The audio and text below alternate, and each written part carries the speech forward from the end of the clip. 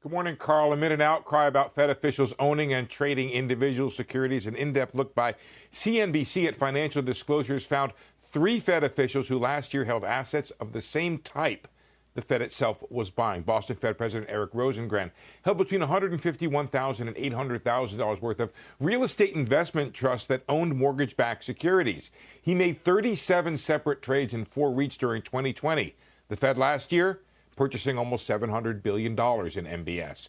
Rosengren announced last week he would sell those positions and stop trading while he's president. The same actions that Dallas Fed President Robert Kaplan, who actively traded millions of individual stocks, set millions of dollars of individual stocks, those actions said he would take. A spokesman for Rosengren told CNBC that he, quote, made sure his personal savings and investment transactions complied with what was permissible under Fed ethics rules.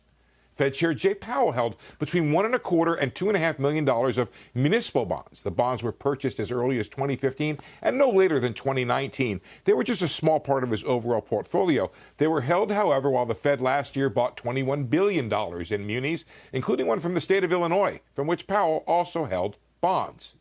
A Fed spokesperson telling CNBC that Powell had no say over the Fed's individual bond purchases and no say over the investments in his family's trust. A Fed ethics officer determined that the holdings did not violate the Fed's ethics rules. Richmond Fed President Thomas Barkin held between $1.35 and $3 million in individual corporate bonds purchased prior to 2020. But he held those bonds while the Fed last year bought $46.5 billion of corporate bonds overall. Barkin declined to comment. None of these holdings or trades appear to be barred by the Fed's ethics rules, but they raise the question, should those rules have banned officials from holding or trading the same assets the Fed bought after it widened those assets it would purchase in response to the pandemic?